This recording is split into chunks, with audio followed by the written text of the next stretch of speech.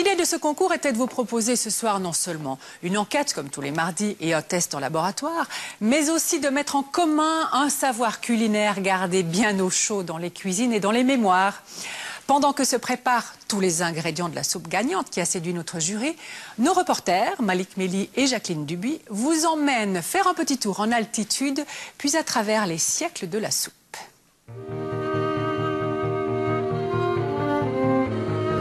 Saint-Martin, un petit village au cœur du Val d'Airain.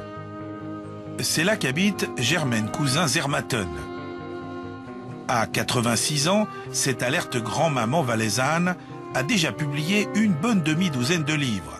Son créneau, le bien-être grâce aux bienfaits de la nature, la santé par les plantes, etc. Et son dernier ouvrage est furieusement tendance, des recettes de soupe saines et vivifiantes. Tout un programme, démonstration avec une soupe aux petits légumes et flocons d'avoine grillés. Il y a d'abord un peu d'huile, un oignon haché tout fin, il y a un peu de blanc de poireau, une carotte râpée toute fine et des flocons d'avoine. Préparation rapide, ingrédients abordables, les soupes de Germaine sont souvent d'une simplicité toute montagnarde. Alors, je fais suer un peu déjà le poireau, le blanc de poireau. Puis au dernier moment, je mets dedans aussi les carottes. Je vais mettre dedans, pour 1,5 litre, je vais mettre 8 cuillères à soupe. Qui fait même pas la moitié d'un paquet qui coûte, je crois, autour des 2 francs. Voilà, c'est tout de suite prêt. Vous voyez, ça commence. Vous avez vu la couleur? Ils ont changé de couleur. Si j'ai grillé le flocon, c'est pour la bonne raison, j'aurais pu le mettre en pluie dedans, ça va plus vite, mais il vient gluant comme ça, alors surtout les enfants n'aiment pas beaucoup. Puis ça permet aussi à la casserole de se refroidir un peu pour pas qu'elle s'agite. Et d'où vient cette recette, Madame Zermatten? Ça, c'est des recettes que les anciens faisaient, que les dames de mon âge en village font encore, parce que je suis pas la seule, vous savez. Ça se mange encore ici, dans le village? Oui. J'ai rencontré ma cousine l'autre jour, puis je lui ai dit, je vais aller faire une soupe aux flocons d'avoine. Elle m'a dit, est-ce que tu mets un petit peu de carotte dedans? J'ai dit, oui. Elle dit, moi, je mets toujours l'oignon, la carotte, et puis des fois, quand j'ai du poireau, mais j'en ai pas toujours. Donc, c'est bien les mêmes recettes comme nos grand-mamans faisaient. On a appris, parce que l'école, nous, on a appris à l'école de la vie. On a appris avec notre maman, et à la pratique, mais il n'y a pas de diplôme là derrière. Mais Madame Zermatten, vous vous fatiguez pour rien, parce que des soupes de flocons d'avoine, on peut en trouver en sachet aujourd'hui. Ah, mais c'est pas la même chose. Non, vous pouvait pas retrouver le goût que vous faites vous-même. Et puis il y a aussi l'amour que la ménagère met dedans. La maman, quand elle fait la soupe pour sa famille, elle veut le faire le meilleur possible. Les paquets, c'est des machines, c'est fait, il n'y a pas d'âme, c'est pas du tout pareil. Mais mieux manger une soupe en paquet que de pas manger de la soupe. Un pont sur la Garonne. Aucun doute, nous sommes à Bordeaux. Ségolène Lefebvre est une spécialiste du boire et du manger. C'est une historienne du goût. Elle nous emmène dans la plus grande librairie de la ville. Un véritable labyrinthe de bouquins avec un immense département livres de cuisine et même un rayon spécial soupe. Là, on est au rayon soupe, mais dites voir, il y a un nombre incroyable de bouquins. On s'y perd un peu, hein. Ça, c'est intéressant parce que c'est la soupe. La soupe, c'est ça, en fait. C'est quelque chose où les légumes tout sont est en mélangé. morceaux. Voilà. Les monastères, ça me paraît bien parce que dans les monastères, on mangeait énormément de soupe et de légumes. Pour Ségolène Lefebvre, la soupe, c'est une très vieille histoire. La magnifique. La soupe vient de l'envie de manger des humains. À partir du moment où les hommes ont su maîtriser le feu et ont surtout eu des contenants, mais ils en ont inventé aussi très vite. Dès qu'ils ont pu faire chauffer de l'eau, ils ont mis dedans les aliments qu'ils ramassaient. On dit que la soupe a 500 000 ans, vous dites. Oui, quelque chose comme ça. D'où vient le mot soupe? Le mot soupe vient d'un ancien mot indo-européen, soupa, qui veut dire tremper. Parce que autrefois, on buvait le bouillon et pour le rendre plus consistant, on mettait à tremper des morceaux de pain. Parce qu'on faisait du pain une fois de temps en temps, et au bout d'un certain temps, il devenait dur. Donc, comme je pense que les dentitions, en plus de ces personnes, étaient moins efficaces que les nôtres, on n'arrivait pas à manger le pain autrement que le trempant. Pendant des siècles, la soupe fut le plat des petites gens, le repas paysan par excellence. Et ce n'est que très progressivement que la soupe a gagné ses lettres de noblesse. Elle arrive sur les tables les plus raffinées, 17e, 18e siècle. quand on commence à voir arriver les potages qui portent les noms d'aristocrates. Par exemple on a le potage à la Dubarry, cette soupe de chou-fleur. Madame Dubarry était une maîtresse de Louis XV. Elle aimait beaucoup faire la cuisine et séduisait son royal amant avec des soupes. Avec un velouté. On peut regarder comme ça, une soupe de grand-mère. Ah bah celle-ci par exemple, tenez, vous ça. connaissez ça? Non, mais... Ça vient de chez nous, ça vient du Valais, ça. Dans ce livre, Germaine Cousin-Zermatten a retranscrit une quarantaine de soupes familiales dont les recettes se transmettent de génération en génération. J'ai pas eu beaucoup à rechercher parce que beaucoup elles étaient là-dedans, parce qu'on avait l'habitude, j'ai pratiqué tout ça, puis j'en ai parlé à mes sœurs, et puis mes sœurs m'ont donné quelques conseils, et puis ça a été assez tout simple, ça a été fait vraiment tout simple. Il ne reste plus qu'à goûter la fameuse soupe aux flocons d'avoine. Bon, je vais vous mettre 2 jaunes d'œufs dans la soupière avec de la crème, on met ça dedans et on va la déguster plus tard quand ça sera fini. C'est bon. Voilà. Si vous mangez régulièrement, 1 à 2 fois par semaine, de la soupe aux flocons d'avoine, eh bien, vous n'aurez jamais de problème de constipation, rien du tout. La soupe est prête alors. La soupe est prête, vous allez la déguster. Ben alors c'est parti. Et vous me direz ce que vous en pensez. Alors allez-y. Ça a l'air bon, hein. Et donc si on rajoute encore du fromage et on prend un bout de pain... eh bien, vous avez bien soupé. Vous pouvez même manger un bout de fromage à côté si vous le voulez, mais ça nourrit vraiment bien. C'est bon. Sérieux. Bon, alors ça me fait plaisir. Retour à Bordeaux. On y retrouve notre historienne Ségolène Lefebvre, dans un petit restaurant de la vieille ville, en compagnie de Frédéric Vigourou, un jeune chef bordelais. En 3 recettes, il va nous mitonner l'histoire de la soupe. En voici d'abord une dont le souvenir se perd dans la nuit des temps. C'est la façon dont on faisait les soupes à l'origine, on va dire. En plus, c'est très intéressant parce qu'il y a les légumes racines. Donc, c'est vraiment les premiers légumes qu'on a cuisinés. On les arrachait dans la terre. Et puis le poireau. Le poireau qui a toujours servi pour donner du goût. Et puis alors, l'originalité, c'est que le pain est au fond. Pourquoi? Parce que c'est une tradition. On pose le pain, on verse le bouillon dessous, on met la garniture. Avec la deuxième soupe, on est déjà aux alentours du XVIIe siècle. C'est un bouillon de langoustine qui a été fait avec les carapaces de langoustine. Ça, c'est déjà quelque chose de plus élaboré qu'on a cuisiné dans les cuisines bourgeoises et aristocratiques. Hein. D'abord parce qu'on a fait ça avec du homard ou de la langoustine ou de l'écrevisse, si on est au bord d'un lac ou d'une rivière. C'est intéressant parce que c'est la soupe des jours maigres qu'on peut aussi faire avec des arêtes et des têtes de poisson. Hein. C'est le principe du fumé. Quant à la troisième soupe, Frédéric Vigourou l'a inscrite à la carte de son restaurant. C'est la soupe version 2011. Celle-ci, qu'est-ce que c'est? Alors ça, c'est un velouté de carottes, parfumé légèrement au gingembre, qui est crémé, donc, entièrement mixé, et servi avec des mouillettes, une petite crème fouettée et du caviar d'Aquitaine. Les mouillettes, ça rappelle le pain de la première soupe. Oui, et puis au niveau texture, on a quelque chose de liquide, quelque chose de croustillant, donc je pense que c'est ça qu'a voulu chercher le chef, donc c'est intéressant. Donc il y a une continuité en fait entre cette première soupe et la troisième. Tout à fait, qui a évolué, on va dire, qui a évolué au fur et à mesure que les techniques de cuisson s'amélioraient, que les chefs travaillaient leurs produits, et puis que après ça a été servi dans les classes bourgeoises et aristocratiques. Le seigneur, il n'allait pas manger ça, ni le bourgeois, parce que ça lui rappelait ses origines, donc il lui fallait quelque chose de plus qui marque aussi la richesse. Saine, nourrissante, légère, hydratante, goûteuse et digeste, aujourd'hui la soupe se pare de toutes les vertus. Que ce soit en entrée ou en plat, la soupe est partout, du bistrot du coin au restaurant gastronomique. Il y a même des établissements qui ne font que ça. Nous sommes à Genève dans un bar à soupe. Au menu ici, chaque jour, entre 3 et 5 soupes différentes. Alors aujourd'hui, brocoli chou-fleur, châtaigne chorizo, miso et tomate coco blanc au curry de madras. Bon alors le premier, la brocoli chou-fleur, j'ai compris. Mais déjà le deuxième, châtaigne chorizo, c'est quoi ça comme recette? C'est un mélange de chorizo piquant et doux, avec quelques châtaignes et quelques petits légumes. Là, j'ai déjà commencé à faire frire les oignons. Je rajoute des carottes. C'est vous qui avez inventé la recette? Non, pas du tout, c'est la patronne qui me l'a appris. En fait, c'était la patronne, la cuisinière ici avant. Je suis la plupart de ces recettes. Et c'est elle le gage de qualité. C'est tout bon, ça roule? Et la patronne, c'est elle. À Neudier, en 2004, elle a ouvert le premier bar à soupe de Genève, l'un des tout premiers en Suisse romande. Ok, c'est cool. Je cherchais un concept qui n'existait pas sur Genève. Je voulais quelque chose qui puisse à la fois attirer les gens et à la fois me faire plaisir. Et puis, j'ai pas mal bougé, j'ai été dans plusieurs grandes villes. Et les bars à soupe, c'était le début de la mode, il y a une dizaine d'années en arrière. Il n'y en avait pas à Genève. Et puis, c'était quelque chose que je pouvais maîtriser. Donc, si jamais, le cas échéant, le cuisinier était parti, je pouvais me mettre à sa place. Pile poil la consistance.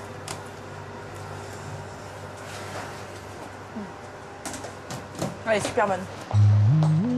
Et ça marche. Tous les midis, une clientèle fidèle, plus féminine que masculine, se presse dans le bar à soupe. Ici, la soupe, c'est un repas complet. Nous, on a des bols qui sont assez consistants. On sert entre 500 et 600 millilitres, donc ça fait plus d'un demi-litre. Hein. Une quiche jour, une poulet, s'il vous plaît. Je vous laisse enlever le bon, s'il vous plaît. À côté de ça, on met toujours quelque chose, entre guillemets, à mâcher, à mastiquer, parce que c'est important. Quand vous mangez une soupe, vous avez l'impression de boire, mais pas de vous nourrir. La soupe, traditionnellement, c'est un plat plutôt de pauvres. Hein. Or, ici, quand on parle des prix, une soupe 21 francs, par exemple, c'est pas donné. Est-ce que la soupe est devenue un produit de luxe aujourd'hui? Alors non, c'est pas que c'est un produit de luxe, c'est que c'est un produit qui demande du travail. Parce que c'est des légumes frais. Parce qu'effectivement, si vous voulez faire des bonnes choses, il faut des bons ingrédients à la base. Donc il vous faut des légumes frais, il vous faut les préparer, les couper. Et puis ensuite, il y a tout ce qu'on met dedans. Là, on a châtaigne chorizo, il y a un petit peu de safran. Il y a toujours des ingrédients un peu différents. Et puis, c'est du boulot, quoi. Fais le bon, s'il te plaît. Ces dernières années, le nombre de bars à soupe en Suisse romande a tendance à diminuer. Certains ferment, d'autres abandonnent le concept. La grande difficulté, c'est d'éviter de lasser le client. Il faut sans cesse renouveler les recettes. Soupe de nouilles au poulet, crabe, omelette à la coriandre. J'ai la soupe d'or perlée aux légumes.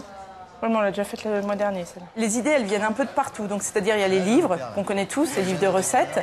Il y a maintenant l'outil Internet. Il y a aussi les recettes que nous, on connaît. Et puis, il y a aussi nos clients qui, de temps en temps, arrivent et puis disent, voilà... Ils viennent avec une recette. Oui, bien sûr. Ils disent, voilà, moi, la dernière fois, on a une cliente qui revenait de Norvège. Et puis, elle nous a amené une recette de soupe à la moutarde.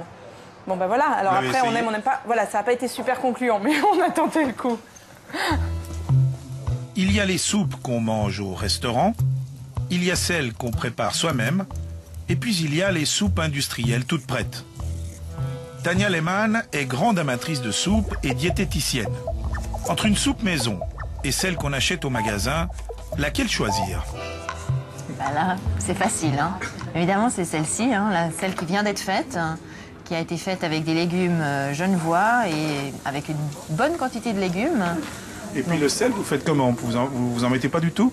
Si, alors le sel, on le met à la fin. Ça, c'est une bonne technique pour avoir un pouvoir salant plus élevé. En fait, à la fin de la cuisson? À la fin de la cuisson. Ici, on a des briques, des sachets de soupe en poudre et puis des instantanés. Laquelle de ces formules vous conseillez, vous? Alors, on va évidemment vers les soupes qui sont en litres, donc qui sont en briques. Là, justement, celles-ci, sans colorant ni conservateur, elles ont davantage de légumes. Là, si on regarde, celle-ci, légumes, bon, voilà, légumes 54%, mais le premier légume est la pomme de terre. Donc nous, ça nous pose un problème, parce que la pomme de terre, c'est un féculent. Est-ce que les légumes sont en meilleur état dans une brique que quand ils sont en poudre? Alors, il semblerait que quand ils sont, la technique de les lyophiliser, elle préserve bien les qualités nutritionnelles des légumes. Simplement que la quantité n'est pas très importante. Donc en fait, la poudre, c'est pas si mal. Alors certaines, justement. Alors là, il faut regarder, mais c'est pas si mal. On va dire que c'est quand même mieux. Ces soupes-là, évidemment, la soupe qu'on a fait soi-même. Là, de nouveau, moi, je prends au hasard, hein, je regarde... légumes déshydratés, donc là c'est vraiment il y a d'abord des carottes comme légumes, ingrédient principal, mais ensuite vous avez fécule de pommes de terre, sel de cuisine, exhausteur de goût, glutamate. Bon, effectivement, il y a quand même beaucoup d'adjonctions, huile de palme. C'est pas ce qu'on attend d'une soupe de légumes en fait. Elle est garantie sans exhausteur de goût, la soupe qui a remporté la palme d'or de notre grand concours. Un mot d'abord peut-être quand même sur le jury qui a évalué toutes vos recettes. On les en remercie puisqu'elles étaient nombreuses. Des personnalités aux compétences très complémentaires. Il s'agit de Carlo Crisci, grand chef du restaurant gastronomique Le Cerf à Cossonay. Annick Jean Méret, qu'on ne présente plus non plus, auteur infatigable des Pique-assiettes, de Florence Sautier, diététicienne diplômée, une des fondatrices d'Espace Nutrition à Neuchâtel, et notre grand-maman très médiatique, Germaine Cousin-Zermaton. Donc, au final, la soupe gagnante est la soupe de foin des Préalpes fribourgeoises aux légumes et aux lamelles de saucisson sec que nous a envoyé Madame Florence Lamont. Bonsoir. Bonsoir. Comment vous est venue cette idée très originale de soupe au foin? Expliquez-nous. Alors, tout simplement au hasard d'une balade de la journée dans nos Préalpes, la nature, le contact, cette odeur de foin, le soir même, l'émission, la recherche de concours d'une recette de soupe originale. Oh, l'odeur de foin. L'odeur de foin est revenue. Et je me suis dit, pourquoi pas? Mais alors, évidemment que tous les gens qui habitent en pleine ville vont vous dire, mais où est-ce qu'on trouve du foin? Alors effectivement, mais on le trouve dans tous les magasins Landy ou dans tous les grands commerces. Mais plus vous irez en altitude, plus vous aurez du foin de qualité. Donc de foin fleuri. Et qui a des bonnes propriétés aussi. Qui a aussi des propriétés, de valeur énergétique, de protéines et de transit intestinal. Ah, formidable. Alors on va la faire ensemble, cette recette. On va bien sûr commencer par expliquer les autres ingrédients. Donc vous avez des légumes. Expliquez-nous, qu'est-ce que vous mettez dans votre soupe de foin? Alors tout simplement des carottes, pommes de terre, poireaux, oignons. À couper en petites brunoises. D'accord. Et puis alors les autres ingrédients liquides, vous avez ici 2 décilitres de vin blanc. Tout à fait. De l'eau, du bouillon. Du bouillon, un peu de beurre pour étuver l'oignon, de la crème. De la crème entière. Voilà, et puis il y aura du sel et du poivre évidemment. Première étape, alors qu'est-ce qu'on fait d'abord? Alors, première étape, vous commencez à cuire votre eau à ébullition. Bien chaude. Bien chaude. Et puis vous mettez? Et vous mettez votre poignée de foin. Ah oui, abondante quand même. Abondante, oui. C'est pour 4 à 6 personnes, tout ça. Voilà, 4 à 6 personnes, mais quand même une bonne poignée. D'accord. Et vous laissez infuser hors du feu. Hors du feu, 1 heure. D'accord. Alors, tous les ingrédients, on les retrouvera sur notre site internet. Et pendant que le foin infuse, pendant que ça chauffe, nous allons nous intéresser d'un peu plus près aux soupes industrielles dont on parlait tout à l'heure avec Tania Lehmann. Les caméras d'un bon entendeur ne sont pas les bienvenues dans les usines de fabrication, il faut le dire. Mais le laboratoire que nous avons mandaté a pu trouver ce que nous cherchions à savoir. Nous avons commencé par acheter 17 soupes à la tomate, l'une des plus populaires du marché. Des soupes que l'on peut trouver dans les grandes surfaces de Suisse romande. Soupe en briques, en poudre, soupe instantanée ou en boîte. Chacune a une texture, une composition et un goût fort différents. Nous voulions connaître la teneur de 2 éléments précis, le sel et le glutamate, utilisés dans les soupes comme un exhausteur de saveur. Direction le laboratoire cantonal vaudois sur les Hauts de Lausanne. Pour mesurer la teneur en sel, on commence par recueillir des échantillons des 17 soupes, puis on les pèse avec précision. On ajoute ensuite de l'eau, on mélange le tout à l'aide d'un agitateur magnétique avant de passer à l'étape suivante, le titrage. On rajoute de l'acide nitrique et du nitrate d'argent. Après une dizaine de minutes, un appareil va calculer la quantité exacte de chlorure de sodium, c'est-à-dire de sel. Voici les résultats pour nos 17 échantillons sur la base d'une assiette de soupe de 250 ml. On commence par les 2 soupes les moins salées, entre 1 et 1,5 g de sel. La soupe à la tomate instantanée Casino, achetée chez Casino, elle revient à 9,75 € le litre. Et cette soupe en brique, également de chez Casino, qui coûte 2,95 € le litre. Entre 1,6 et 2 g de sel pour 250 ml, on entre dans la catégorie des soupes, disons, normalement salées, du moins par rapport à la consommation quotidienne de sel recommandée par l'OMS. La Migros Bio de Migros, vendue en sachet au rayon frais. La soupe Liebig en brique, achetée chez Alligro. La soupe Magie en poudre, achetée chez Denner. De la Migros, cette soupe en sachet Anna's Best. Soupe à la tomate en boîte Heinz, achetée chez Allegro. Et enfin, la Green Shot en gobelet de chez Manor, c'est la plus chère du lot, 15 francs 70 le litre. On passe maintenant à des soupes trop salées, entre 2,1 et 2,5 g de sel pour une assiette. La soupe en poudre Knorr, achetée chez Allegro.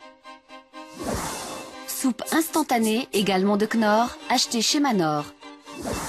Soupe liquide au rayon frais Naturaplan de chez Coop. Et la soupe en poudre Bon Chef de la Migros.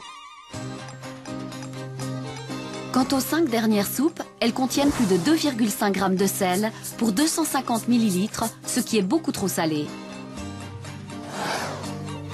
Soupe en poudre instantanée de la Coop, 2,6 g de sel. 2,6 g aussi pour la Lacroix en boîte de chez Globus. On monte à 2,8 g de sel avec cette soupe en boîte coquette achetée chez Lidl. Idem, 2,8 g pour la soupe en poudre instantanée Cagna de Lidl. Enfin, la plus salée de nos 17 soupes, 3 g de sel pour 250 ml pour cette soupe en boîte Naturaplan de la Coop. À l'arrivée, 2 constats. Sur les 5 soupes les plus salées, 3 sont des soupes en boîte. Et puis, même si depuis quelques années, la tendance est à la diminution du sel, on est loin du compte. 3 grammes, c'est beaucoup trop par rapport au maximum de sel qu'on devrait absorber chaque jour. On se base toujours sur la dose qui est recommandée journalièrement, qui est d'environ 6 grammes. 6 grammes de sel en une journée. Tout à fait. Donc là, il faut tenir compte de tous les aliments que l'on consomme. Et c'est une somme justement qui est cumulée. Donc cette somme peut être très vite atteinte si on consomme par exemple une assiette de soupe avec 3 grammes, un bout de pain de l'ordre de 200 grammes qui va contenir également 2 grammes de sel. Et puis également, si on rajoute encore un bout de fromage, l'addition monte très vite et on atteint très rapidement ces 6 grammes. Quelles sont les conséquences en fait ? Alors, les conséquences qui ont été établies de façon médicale, c'est des problèmes sur le système cardiovasculaire dus justement à des abus chroniques de sel dans l'alimentation. Donc, ce que vous me dites là, c'est qu'il ne faudrait pas trop manger de ces soupes industrielles. Le problème est surtout lié justement aux habitudes qu'on a de consommer des produits qui sont relativement salés. Le problème étant que notre goût s'est habitué à des quantités de sel relativement importantes dans l'alimentation et qu'il est difficile de revenir en arrière. Il faudrait faire une sorte de désaccoutumance du consommateur, ce qui n'est pas évident parce que les produits qui sont réduits en sel vont être rejetés par le consommateur qui va se tourner vers des produits qui lui semblent plus normaux au niveau goût, donc plus riches en sel. Deuxième question, les soupes contiennent-elles du glutamate ? Absorbé en trop grande quantité, cet exhausteur de saveur peut provoquer des allergies ou des maux de tête. Pour repérer sa présence, on filtre les 17 échantillons jusqu'à obtenir un liquide transparent. Puis on y ajoute toute une série de produits chimiques qui vont colorer le liquide, et c'est le taux de coloration qui indique le taux de glutamate. Les 2 soupes qui contiennent le plus de glutamate sont les seules qui indiquent sa présence sur l'emballage. La soupe instantanée Knorr de chez Manor, 0,29 g de glutamate, et la soupe instantanée Coop en poudre, 0,62 g.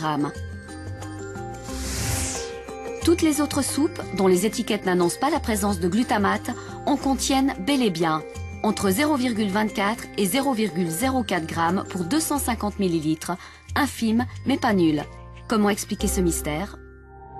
Le glutamate se retrouve naturellement dans certains aliments. Par exemple, la tomate est riche en glutamate de façon naturelle.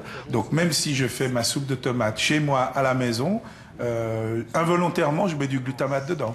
Alors même en ne rajoutant pas de cube de bouillon, vous allez oui avoir le glutamate naturel contenu dans les tomates. Est-ce que parmi les soupes que vous avez analysées, il y en a qui ont un taux de glutamate scandaleusement trop élevé?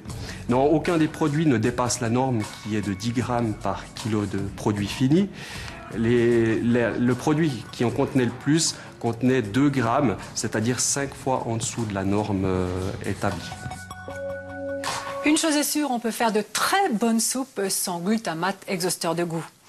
Aux fabricants dont les soupes contiennent trop de sel, nous avons demandé des explications. Coop, dont vous vous rappelez sûrement que la soupe nature à plan est la plus salée, eh bien Coop nous répond que comme c'est interdit de mettre des exhausteurs de goût dans les produits bio, eh bien il peut y avoir plus de sel. Mais d'une manière générale, Coop s'est engagé à diminuer la teneur en sel de certains produits. Pour les soupes, ça viendra. Chez Lidl, on se contente de nous répondre que dans le cadre de dégustation, les clients ont préféré la soupe très salée, donc circuler, on ne changera rien. On reprend maintenant le cours de la préparation de la recette gagnante, la soupe de foin des Préalpes fribourgeoises aux légumes et aux lamelles de saucisson sec. Je rappelle, Madame Lamont, qu'elle n'aurait jamais gagné votre recette si elle était totalement déséquilibrée ou s'il était impossible à faire, évidemment. Maintenant, deuxième étape. Alors, le foin est resté 1 heure dans l'eau qui était bouillante au départ. Il a bien infusé. Qu'est-ce que vous allez faire ensuite? Alors, vous enlevez une partie du foin. Ce sera beaucoup plus simple à filtrer. Et ensuite, vous filtrez dans une autre casserole. Ah, l'eau a bien bruni. Hein. L'eau a pris une bonne couleur, tout à fait.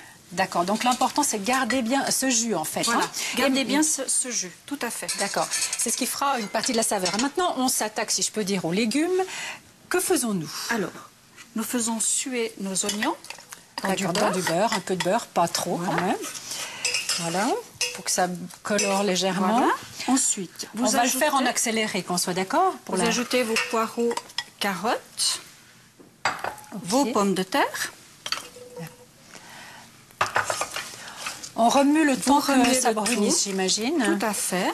D'accord. Vous pouvez incorporer votre petit cube de bouillon.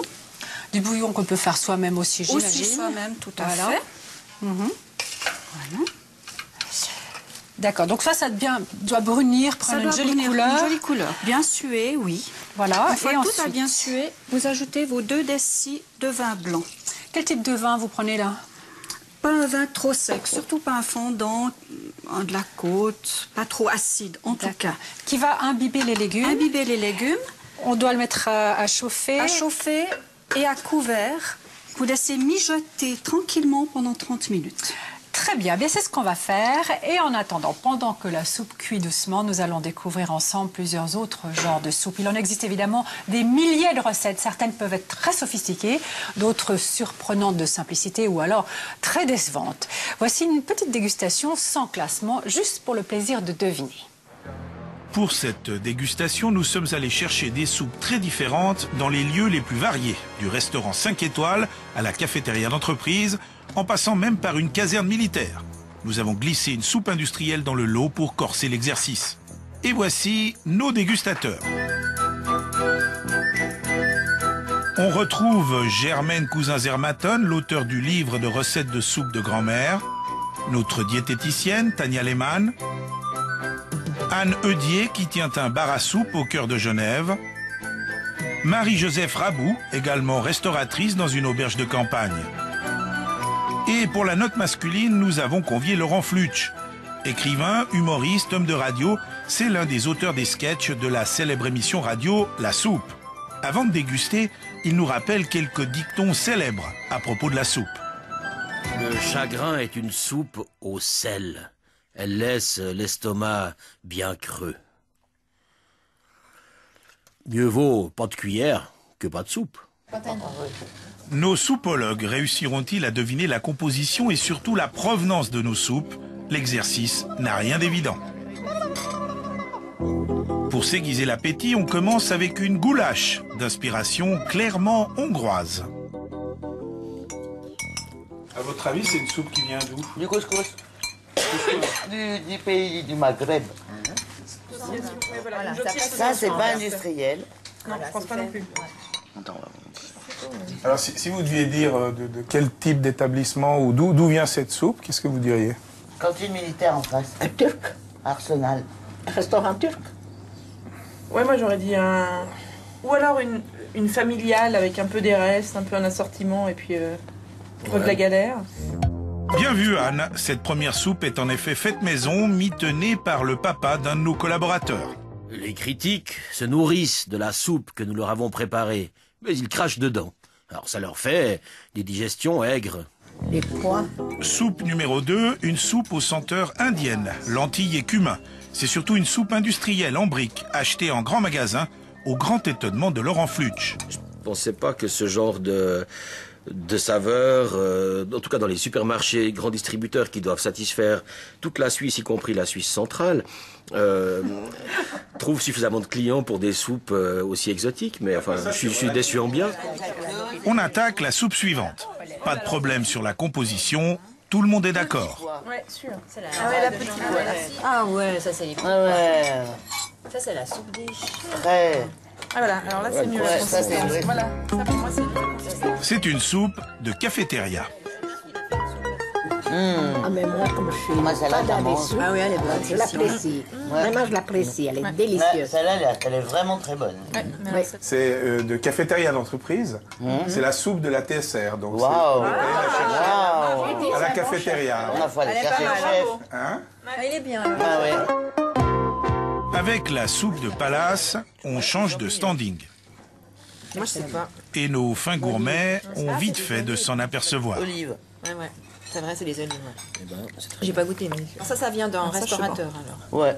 C'est pas de la poudre, ça. Non, parce que c'est recherché aussi au niveau de la texture. Il y a 3 textures différentes. Puis c'est pas mal l'idée des olives. Ouais. En fin de compte, ça va bien avec le brocoli. Ouais, je suis assez d'accord. Donc c'est sûrement un bon restaurateur. Pas trop de sel. Pas trop de sel.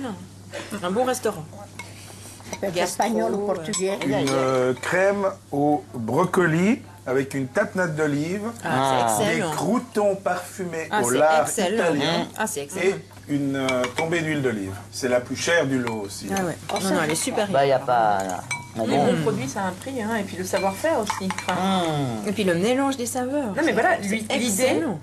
de faire sa tapenade avec ses brocolis, de mettre ses petits croûtons, et puis la réalisation. Quand il y a plusieurs cuisiniers, la soupe est trop salée.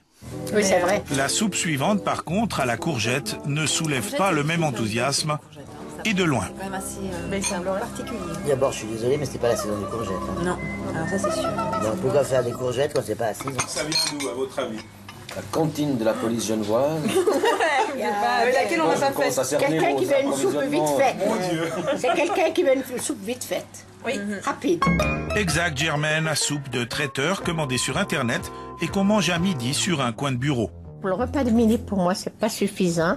Et puis, elle est trop, comment il faut dire, ça sent trop le goût de la courgette, elle n'est pas assez élaborée. Si on mange trop léger à midi, donc mettons qu'on mange ça avec un fruit uniquement, je pense que l'après-midi, on risque de grignoter des choses qui seraient peut-être moins favorables.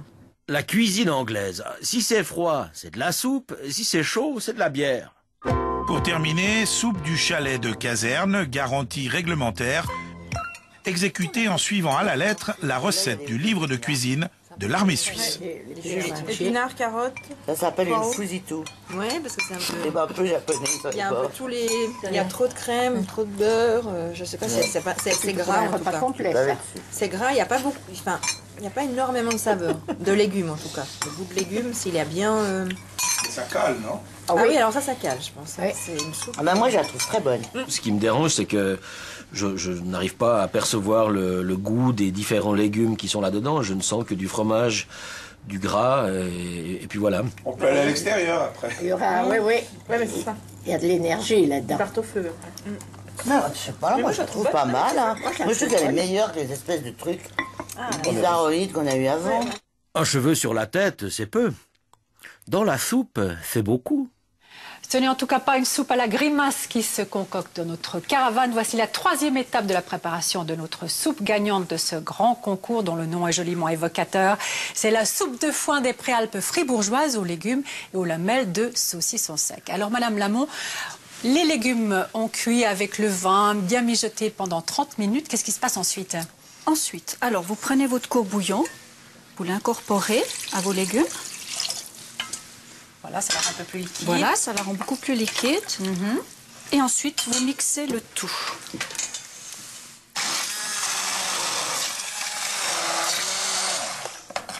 Voilà. Voilà, donc elle a une consistance quasiment de velouté, cette soupe. On rajoute ensuite, j'imagine que la crème est là pour ça. Tout à fait. Vous rajoutez 1 déci de crème double de la gruyère. D'accord, ça la rend crémeuse. Ça va la rendre crémeuse, un peu plus douce encore. J'imagine qu'il faudra peut-être un peu de sel, moins que dans certaines soupes industrielles, mais quand même, un peu de sel et de poivre. Vous pouvez rajouter un petit peu de sel et de poivre. D'accord. On rajoute. Alors on rappelle que tout ça est pour 4 à 6 personnes, que les ingrédients seront bien sûr sur notre site internet pour toutes celles et ceux qui voudraient l'essayer à domicile, on vous le conseille. Voilà, un petit brassage de dernière minute. Voilà. Et on va pouvoir servir ce ferreur.